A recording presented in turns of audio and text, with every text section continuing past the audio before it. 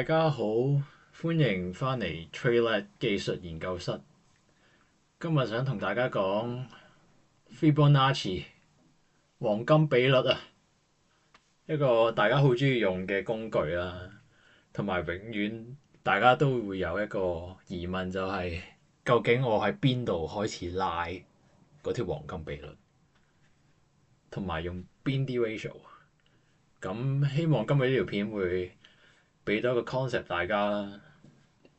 咁其實呢啲黃金比率咧，市場上好多人都有唔同嘅用法嘅。咁我就講我自己最常用嘅幾個用法啦，同埋夾雜咗一啲 ICT concept 嘅。咁 ICT 除咗黃金比率之外，佢自己仲有一個叫做 standard deviation 嘅嘢。咁我都會喺呢度講埋嘅。咁都係一啲 ratio 上嘅嘢。咁就呢啲 AI 圖，AI 而家整啲圖真係好犀利，幾靚。咁就 Fibonacci 啦，起源就係呢個靚仔 Leonardo Fibonacci 提出嘅13世紀嘅一個數學家。咁個 sequence 就數學上嘅嘢就大家慢慢睇，呢個可以。我哋今日講技術上嘅嘢。咁其實有一樣嘢都好想講嘅，點解 Fibonacci 咧會喺個 market 上面 work 咧？即係點解 price action 會對呢啲 Fibonacci level 有反應咧？咁其實就有幾個原因嘅。咁第一就即係 Fibonacci 就係呢個自然定律啦，一個黃金嘅比率。咁因為市場上面即係市場上面嘅行為都係群體行為嚟㗎嘛，即係其實市場係一個心理學玩心理學嘅地方嚟嘅。咁大家都一齊做一啲 self-fulfilling 嘅嘢，即係大家話誒 Fibonacci 喎 work 喎，大家一齊就喺 Fibonacci 嗰啲 level 嗰度做嘢。同埋而家好多都係 trade 都係用 algo 落嘅，咁啲 algo 都係人寫出嚟㗎嘛。咁佢哋寫 algo 嗰陣時候就好多都係用 Fibonacci 嚟做一啲 key level 或者做一啲 trading rules 嘅。咁 especially 係 crypto 啊，你會見到 crypto 其實好多都係對 Fibonacci level 係好有反應嘅，因為 crypto 好多都係 algo trade 係啦。咁就大概就係咁解啦。咁 ICT concept 入面咧，即係我哋 trade ICT concept 入面有個叫做 optimal trade entry 嘅嘢。咁係咩咧？我就成日講 OTE。咁 OTE 就係假設你係 long，即係假設你想買上。咁 ICT 講 OTE 就係你要喺一個 price range 嘅一半以下，即係 below 0.5就入 long，因為你買上啊嘛。咁你喺呢嚿，你喺個 range 嘅一半以下買上，你先抵噶嘛，咁先抵玩噶嘛。咁呢個就係 optimal trade entry 啦。因為如果你喺一半以上再買上，假設呢個係一個 range 行一個 range，唔係一個 trend 突破，咁你一半以上先買上，咁你食得嗰一半都冇。但係如果你一半以下買上，你係食到大半橛噶嘛。假設佢只係行 range，咁就 optimal trade entry。咁 optimal trade entry 有邊啲 level 係常用嘅咧？咁就0.618啦、0.705啦，同埋0.786嘅。咁首先0.618就係 universal 嘅 Fibonacci level 啊，即係真正嘅黃金比率啊，就係0.618。咁0.786係咩咧？0.786嗰個神奇嘅位咧，就係0.786嘅 square 就係0.618，即係0.786乘0.786啊，就係0.618啊。咁0.705又係咩咧？0.705就係0.786至到0.618嘅中位。我放大啲睇清楚啲俾大家。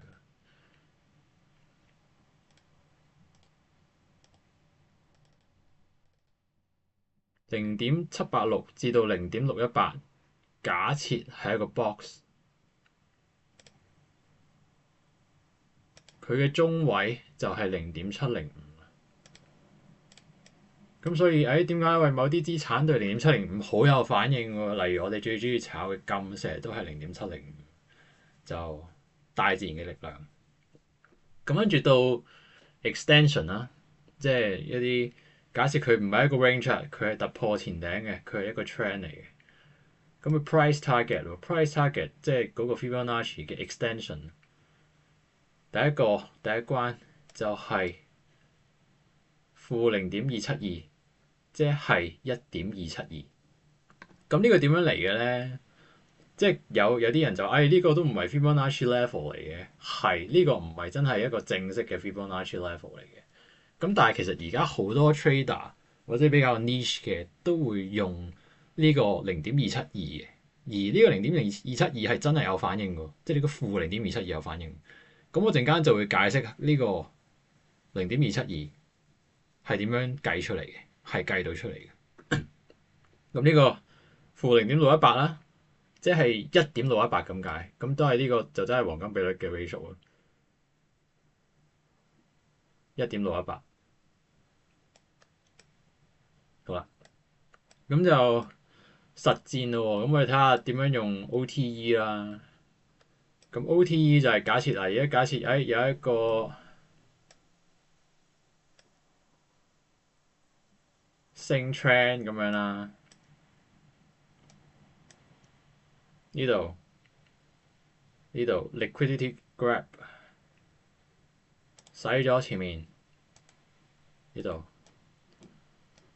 liquidity grab 咗啦，呢度 market structure shift 啦，破咗呢度前面最尾嗰個頂啊嘛，洗倉之前個頂，跟住就大爆升喎，升喎。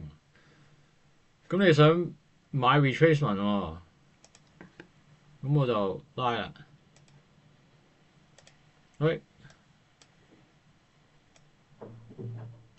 嗱，由呢度底拉到頂，見到啊，0.705就有反應啦。咁我哋用 OTE 嘅時候係唔會就咁用 Fibonacci 就係一個入市條件嘅，一定要加其他嘢嘅。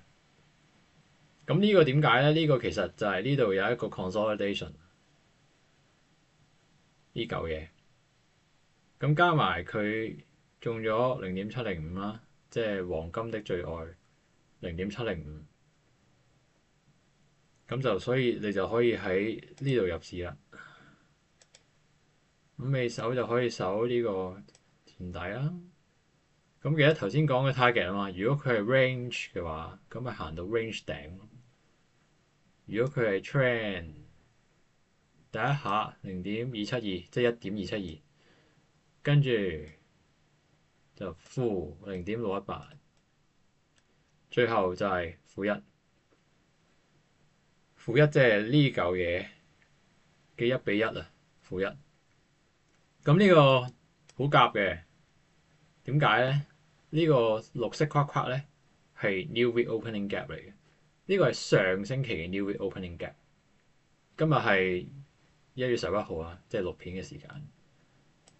上星期 New Week Opening Gap 咁啱就係-1喎，1:1喎。咁你睇下下星期到唔到啊？即係其實佢都差唔多就係到，好快。咁呢個就係 OTE 嘅用法啦。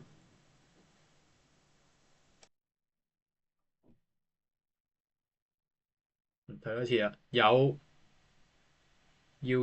定要有其他嘢加埋，例如一個 consolidation，或者可能呢度係一個 order block，或者一個 FVG。因為其實你如果 zoom out 翻一個大 time frame，呢嚿嘢咪一個 OB 咯，即係呢個係一粒 OB 嚟㗎嘛，會係跟住就爆上去。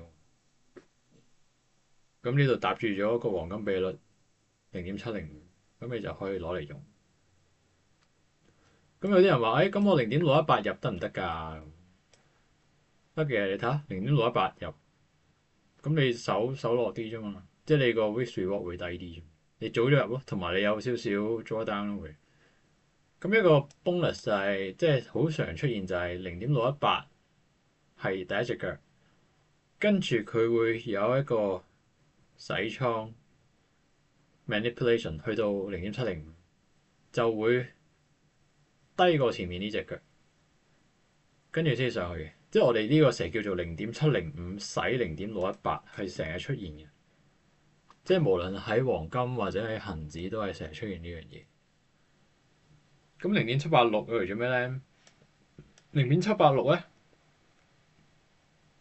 都會到嘅，即係有時有啲 extreme 啲嘅 case，咁個 RR 就更好啦。即係如果你喺0.786嗰度入，咁你打到去呢度已經可能有1:2啊1:3咁樣。咁但係有時佢唔到啊嘛，咁就所以睇翻前面有啲咩咧。咁呢度前面有個咁嘅 consolidation，呢度有個 OB 咁樣咪睇，咁你就0.705呢度入咯。咁呢啲位揼揼冚啊，即係呢個0.272，即係雖然佢唔係一個 official 嘅 Fibonacci level 啊，咁我陣間 show 俾你睇點樣計出嚟嘅呢個0.272，負0.272，其實即係1.272，係啦。咁跟住咯喎，好1.272點樣計出嚟嘅？即係負頭先我哋嗰個負0.272啊，其實佢就係1.618開方就係1.272，即係個 square root 就係1.272。所以咧，佢雖然唔係一個 official 嘅 Fibonacci level 啊，但係其實佢都係喺 Fibonacci level 嗰度 derive 出嚟嘅1.272。咁所以就數學上嘅嘢嚟，咁就解釋到點解負0.272會有反應啊？咁跟住仲有一個好特別嘅現象嘅，就係好多時個價如果唔係真係一個 trend 嘅話咧，佢會係去到127.2，即係負0.272到咗，跟住就回啦。呢度仲有個 stop hunt，即係呢度係一個頂，跟住破咗呢個頂，跟住呢度啲人嗰啲止損打晒，跟住就呢度 turtle soup 就落翻嚟。所以點解會用0.272做一個第一個 target？就係好多時佢就算唔係一個真突破，佢係一個假突破，佢會喺0.272呢度點一掂做個 turtle soup liquidity grab or stop one 就落翻嚟。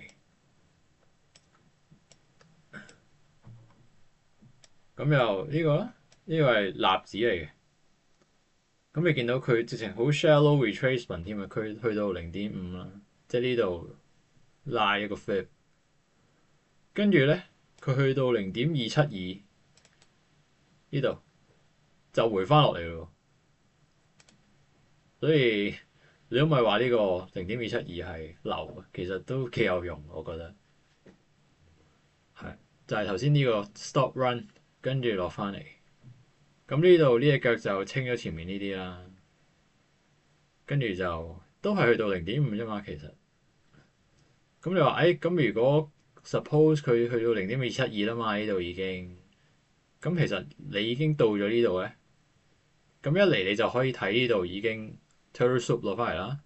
二嚟其實你要再度一個 retracement 咧，你應該拉晒成段嘅，呢度成段拉晒佢。咁你就見到，啱啱好0.618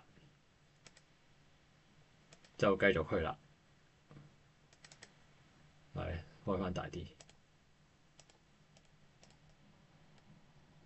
成段0.618黃金比率繼續，所以係啱嘅。咁呢個點解呢個0.618係 valid 咧？因為呢度有啲 liquidity 啦，跟住呢度有個 FVG 啦。咁你可以0.705咁樣嘅，即係保守啲。因為其實我自己都好少用0.618嘅，即係我係會用 FVG、IFVG 嗰啲嚟入多啲嘅。咁呢個 OTE 係幫我睇，即係用嚟睇市多啲。即係有啲人可能會掛咗，掛705入唔到啊咁樣。咁唔緊要嘅，咁你呢度咪 IFVG 入咯。即係你見佢咁樣出埋 IFVG，咁你咪喺度入都得㗎，都有好多嘢食㗎。即係你都起碼打到呢度都有得食，係啦。咁呢個就係 OTE 啦，同埋呢個-0.272嘅由來啦。即係-0.272即係1.272啊。其實係數學上計出嚟嘅，即係唔係鳩噏嘅，係啊。即係可能好多人都學咗呢個0.272，但係其實唔知佢點樣嚟嘅，係死背嘅。咁呢個今日你係知點解嘅，係啊。咁就係咁樣嚟嘅，一個1.618嘅平方根就係1.272，即係我哋嗰個-0.272。好啦，咁 OK 咧就到延伸咯喎。咁我延伸跟住會講嘅都係用呢啲 ratio 嘅，但係已經唔係 Fibonacci ratio 嚟嘅，係一啲我平時會用嘅 ratio。咁首先第一個就係 bull flag 啦。咁 bull flag，喂，咁 bull flag 你睇就睇得多啦，但係咁個 target 點樣計出嚟啊？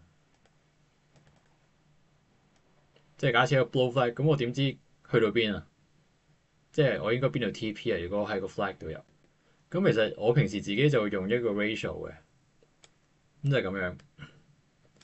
咁首先我覺得一個 bull flag，一個好嘅 bull flag 咧，旗形咁就應該喺0.382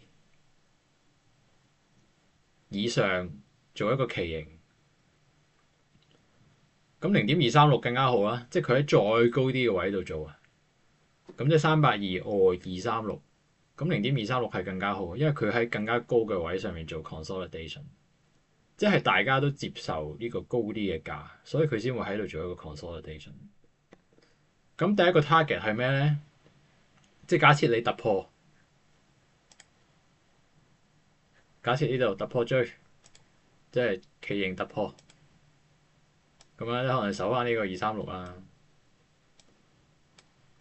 第一個 target 就係我用嘅，即係呢個唔係 Fibonacci 嚟㗎，肯定呢個真係唔係 Fibonacci 嚟㗎。呢個只不過係一個我自己用嘅 ratio 嚟嘅，就係0.354。咁點解係0.354嘅？0.354其實就係呢個0.236嘅1.5倍，即係呢嚿期嘅1.5倍，就喺呢度。咁跟住第二個呢個就 Fibonacci 嘅，就係1.618。1.618，因為其實0.236同0.382本身都係 Fibonacci 嘅 ratio 嚟嘅，只不過佢唔係 OTE 啫嘛，即係 OTE 要係一半以下先係 OTE 啊嘛。咁但係佢而家已經係強到係喺0.5上面已經做緊呢啲 consolidation，咁所以其實你用呢啲都係 Fibonacci level 嚟。咁呢個 Fibonacci level 嘅 TP 位就係0.618，即係1.618。但係好多時啲旗形都去唔到咁遠嘅，咁所以我自己就即係 back test 完就發覺，呢個0.354係會成日到嘅，咁我就用呢個嚟做一個第一個 target。咁就輕易到咗，咁跟住0.618啦，差唔多到埋，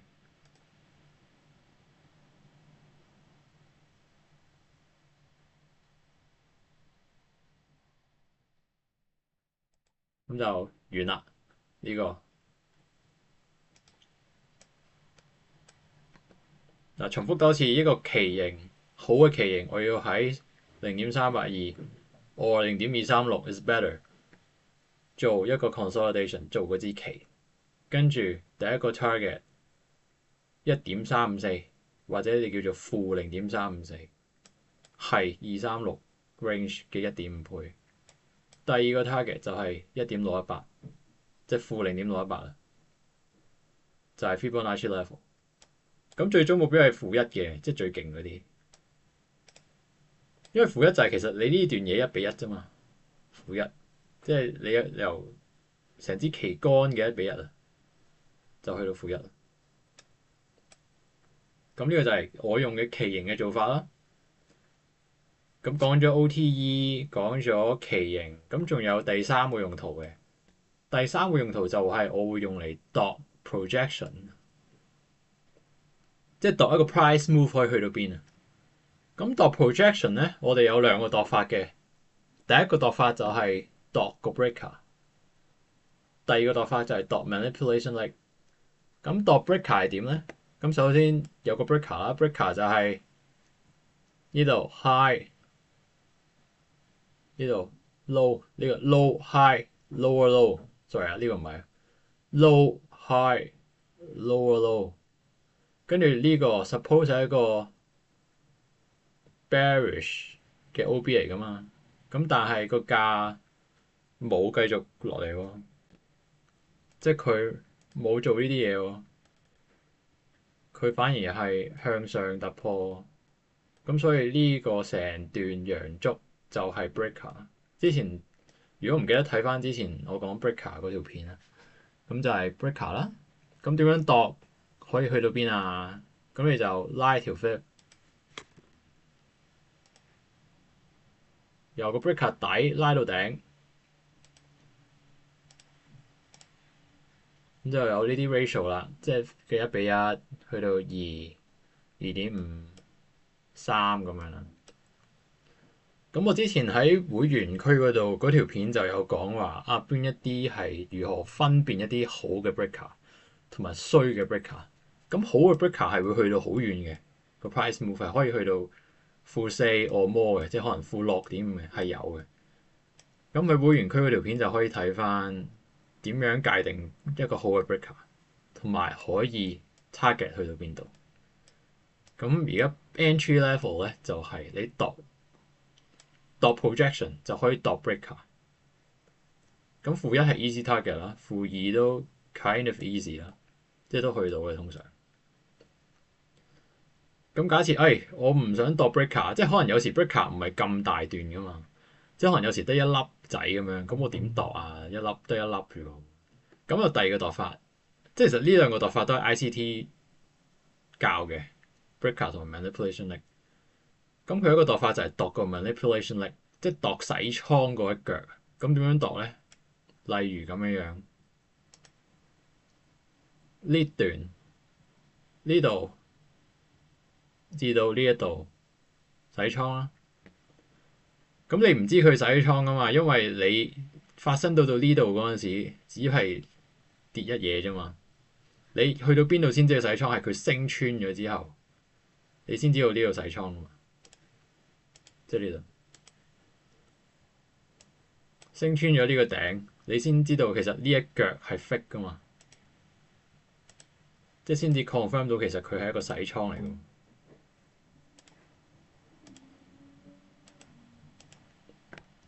咁假設你喺呢度入咗啦，因為佢破咗呢個，你假設你喺度入咗，咁我點知去到邊度 TP 啊？即係我呢度 long 咗。假設我呢度 long 咗咁樣啦，咁我邊度 TP 啊？咁樣，咁你就可以度呢個 manipulation leg。點樣度咧？成段洗倉度，呢度拉上去，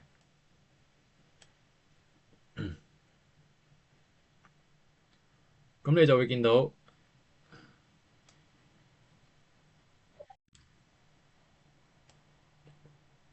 就係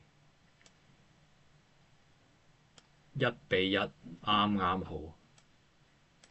嗱，講一次呢段洗倉腳，由個底拉到上個頂，1:1，真係1:1到1:1即回。即係如果我咁樣 long 嘅話，我就會 target 呢度。度個 manipulation leg 1:1 is easy target。有時可以去到2嘅。嗱，easy target 係1:1，咁就係呢個兩個度法，度 breaker 或者度個 manipulation leg。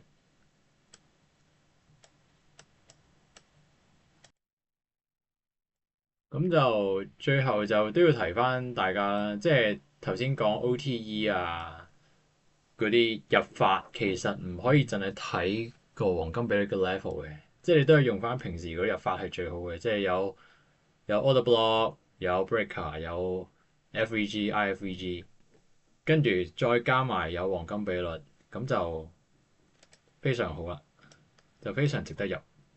喂，其實仲有一段 bonus 嘅 bonus 就係黃金比率個 OTE 啊，究竟幾時開始拉？因為假設譬如呢個恆指咁樣啦，你見佢呢度清咗啲 liquidity 啦，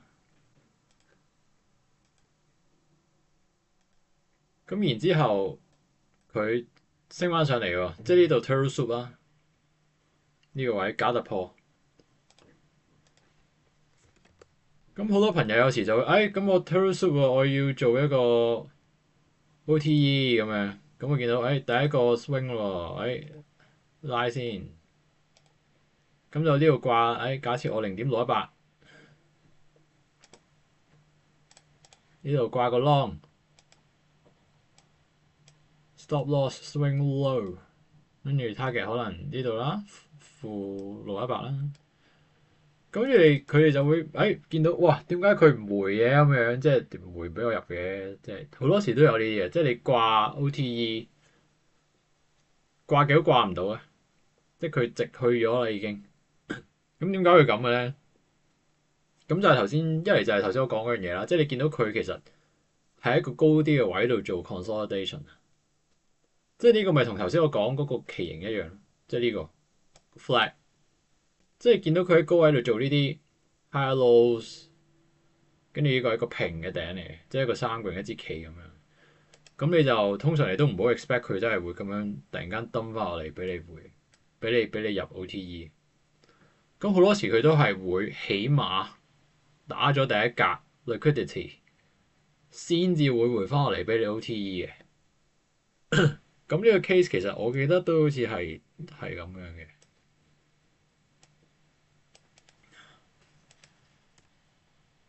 咁就係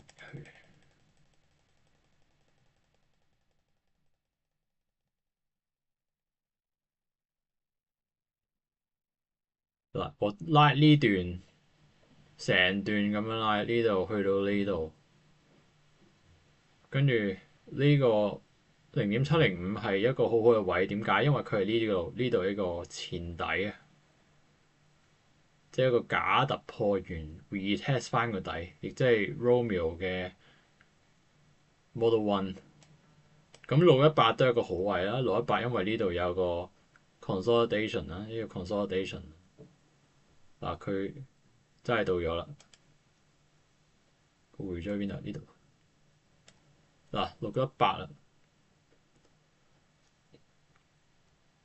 咁有個 OTE 掛盤嘅，即係 core concept 就係唔係咪都咁樣拉，跟住就掛個0.618咁樣嘅？你要見到佢有啲嘢，有啲 liquidity form 咗出嚟，而佢係一個要做一個洗倉洗咗佢，咁嗰個就好有機會會喺 OTE 嗰度俾你入。即係譬如你呢啲位嘅時候，佢冇嘢噶嘛。即係佢呢度冇整啲 liquidity 出嚟使噶嘛，即係呢度我哋可能可以話有啦，咁但係佢冇使到啦，同埋佢呢度嗰陣時都未破呢度，所以其實你呢度冇得入，你要破咗呢度第一個 swing，呢個先 market structure shift 啊嘛，咁佢呢度已經係頭先嗰個旗形嗰個形態啊，即係嗰個 flag 嗰個形態，唔係呢個係真係嗰啲成嚿 range，即係好多人喺度買上買落買上買落。跟住呢度一嘢洗晒去呢度，跟住先再升。呢個 OB 即係呢個 breaker，咁所以即係有 breaker 又有呢個叫 propulsion block 啦，踩喺 breaker 上面，加埋黃金比率，咁就係一個好好嘅切入點。咁就唔係呢度，拉你拉呢度，即係成日喺度拉，跟住喺度就掛 limit，咁就永遠都入唔到。因為你要明嗰個 context 係點，即係你成個。即係佢成日講，我哋成日講，股仔係點啊？咁但係其實呢度，即係佢都整緊一個旗形喺度，即係佢 accept 緊呢個 price。咁你整旗形就要再爆多一下啦，當然。咁你其實呢度呢個嘢呢個 consolidation 係一個 market maker buy model 嚟㗎。咁你起碼清咗呢度啊，跟住你咪再等 OTE 咯。OTE 咧其實 Romeo 成日講 OTE 咧就係一個好 deep 嘅 pullback，令到所有人覺得已經升完，已經轉勢，然之後佢就屈翻上去繼續升，嗰啲叫 OTE。咁我覺得 which is 都幾啱。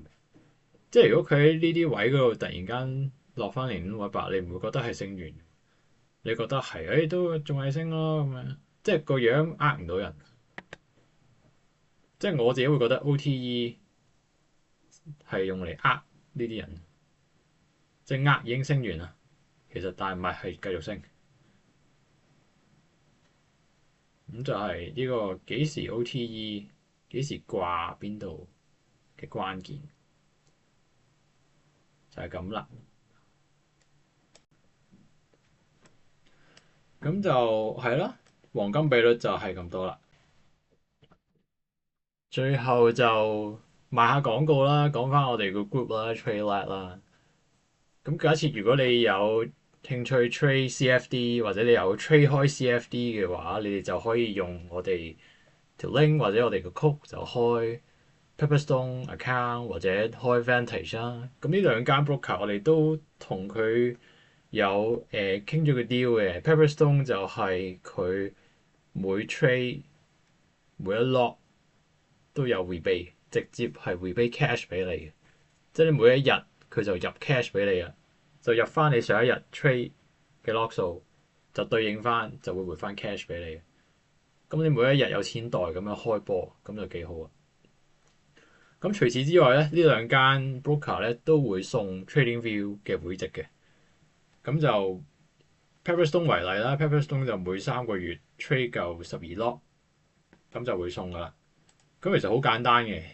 咁如果詳細咧都可以睇翻我哋 Discord 入面嘅優惠嗰度，咁都有講，同埋有啲 prop firm 嘅優惠啦，都係用我哋 code 都有啦。咁就有啲 TradingView Vantage 都有得送嘅。咁就佢送就唔淨止送 essential 嘅，佢連 premium 都有得送嘅。咁 premium 嗰個要求就高少少嘅，但係其實都好易達到嘅。總之你有 trade 開，其實都一定會有。咁你只要係第一次要入金嘅啫，你之後每3個月 trade 夠數咧，佢就會自動 send TradingView 個 code 去你個 email 度。咁你就用個 code 嚟續你個 TradingView，咁就 OK 㗎啦。咁就呢個就我哋好辛苦 out 翻嚟啦，咁所以就千祈唔好蝕俾佢啦。即係諗下，你每個 trade 都有得回水喎，即係好似 credit card 每次碌卡你都有得賺 cash dollar 咁樣，賺 reward cash 啊。咁同埋如果你做咗即係用我哋 link 用我哋 code 去開 account，咁我哋都會開我哋個 members area 俾你啦。咁就有頭先我講即係 advanced breaker 嗰條片啦，同埋其他教學片啦。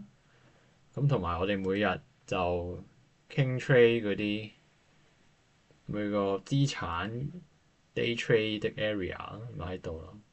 咁我哋 trade plan 啦，trade plan 咁你都中唔少啊！啱 Tesla 中個 Tesla 好易估嘅，不過講真，咁就係咯。咁同埋 ICT，我將 ICT 嘅嘢變晒精讀，同埋中文 notes 就喺度咯。咁股票期權我都有個教學 options 101，你完全冇期權知識，你都睇呢個，你就可以學得識期權，係 PowerPoint 嚟嘅 slides 嚟嘅。咁就仲有期權 alert，就係大戶做嘅 alert 咯，唔係大戶做嘅 alert，大戶做咗啲咩大單喺期權嗰度。咁就同埋 playbook 咯，即係呢啲全部 step by step 嘅，根本你總之呢啲就係我哋用嚟 trade 嘅 model。咁咪好簡單 step by step，已經有人幫你 back test 過，就係我哋係證實係賺到錢。咁就係咁啦，係啦，咁就係咁多，下條片再見啦，拜拜。